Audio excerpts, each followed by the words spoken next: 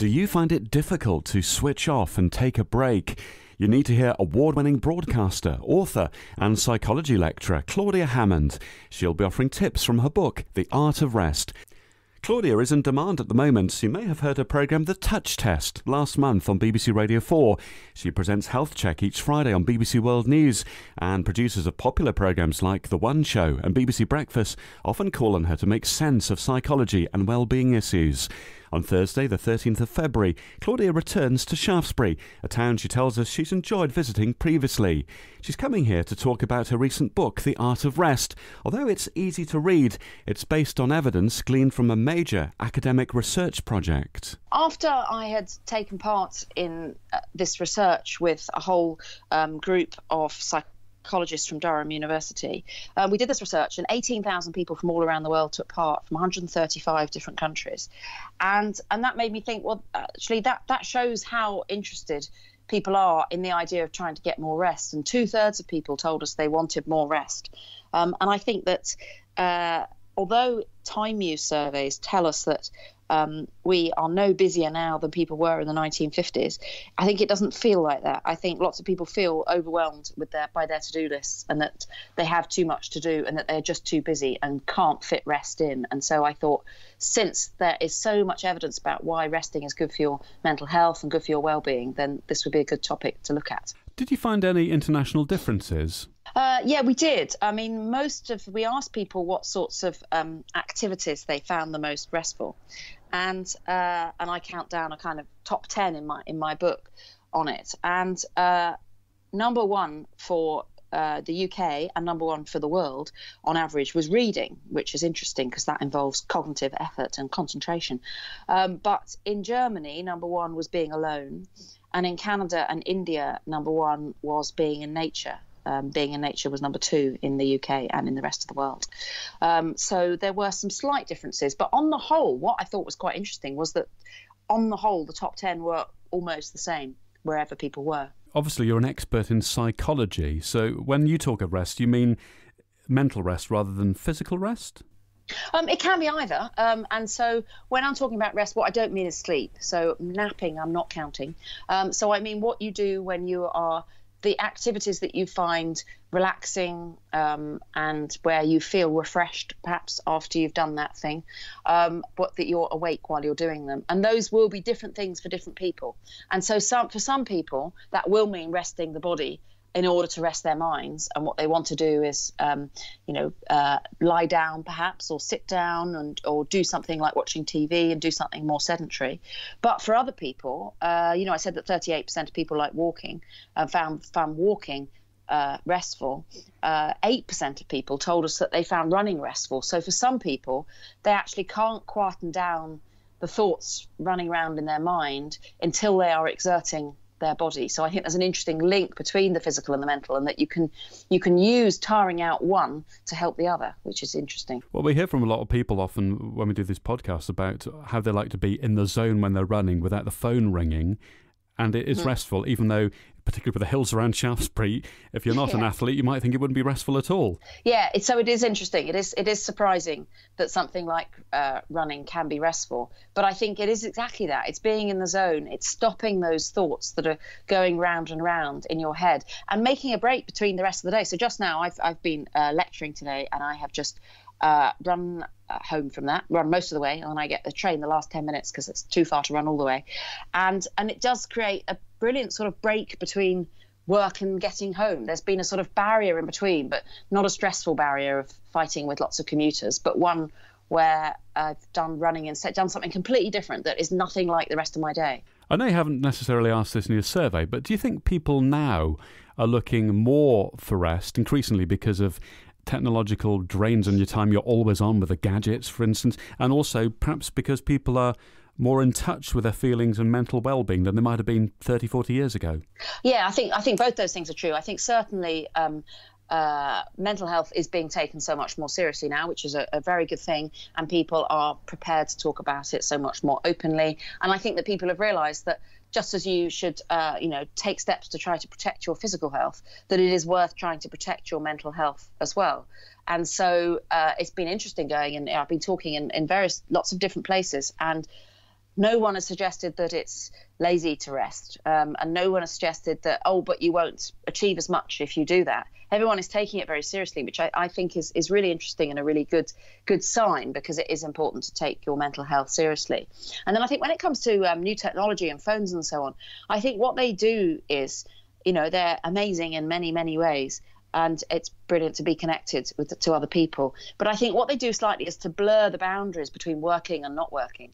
And so it can make work feel as if it's going on for longer, because in a sense, you're kind of always on call. So, your boss probably won't email you in the evening, but just knowing that they could can feel not very restful. And also, if you can't resist, and many of us can't resist looking at their emails late at night, and then you see an email that's to do with work, you can't do anything about it at that moment. So there is no point at all in you having seen that email.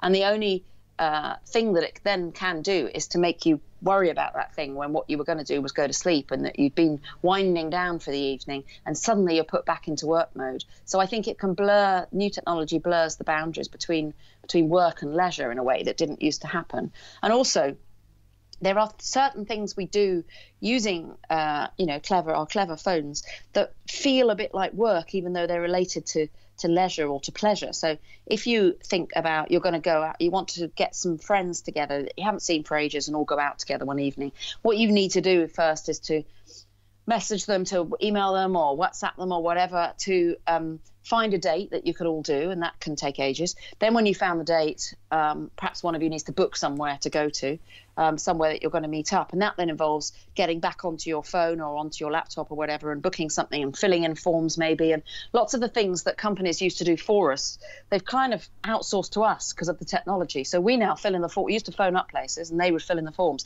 Now we fill in the forms ourselves, and all of those things, they feel a bit like arranging a meeting, and a bit like then arranging a room to have your meeting in. So it's a little bit like work. So that what I think there is more of these days is admin that we do on our phones or on our computers, and that admin is not very restful. It feels like work even if it's not connected with work. So you're going to be a bit of a life coach in the session at the Grosvenor, aren't you? What is really lovely already is that people have buying the book, which is lovely, obviously, and then reading the book, and then people are, tweeting me and telling me that they've read the book and that now they are trying to put some of these things into practice. And I can't tell you how amazing that is, that people are actually trying it, and then people are saying, oh yeah, I'm doing these things, and it seems to be making a difference. And so I will be talking about how you can create your own prescription for rest, because it will be different activities and different things for different people, and so it's not a sort of one size fits all, what everyone must do is this, but I will be telling people about how you can work out what the right thing is for you, and how to find the ways of incorporating more rest into your own life.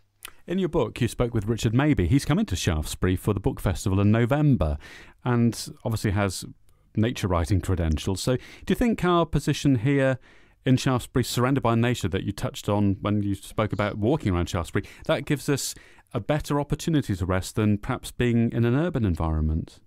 Yeah, I think it can, because the second most restful activity that people said was being in nature. And of course, if you're in a city, I know I live in London, and there are parks, and I live in an area that has got parks, which is lovely, and there is green, and I can get there. But it would be amazing to be able to, sort of walk out of your doorstep and sort of turn down the street and then be there in the countryside. And I think that is a real advantage for people. And I think what people need to do is to make sure they do, if they like that and find that restful, is that they do find the time to do it. Because sometimes if something's is sort of really easy to do and right there, you don't necessarily get round to doing it. So just as I live in London, so I could choose to, go to the theatre and go to different things every night. Obviously, they're expensive, but because I sort of know they're there, I don't necessarily get round to it. And I think the same can be the case for some people in the countryside, that it's sort of, well, it'll be there tomorrow as well, so why do it? Just getting out for 15 minutes can make such a difference to people's well-being if that's the thing that you like. You're right about giving yourself permission to take a rest. So how would you advise dealing with people who might be sarcastic or dismissive about you taking a break? The sarky comments you might get, oh, put your feet up, don't mind me, because that makes people less likely to have a rest when they want to rest, because they feel like they're being judged.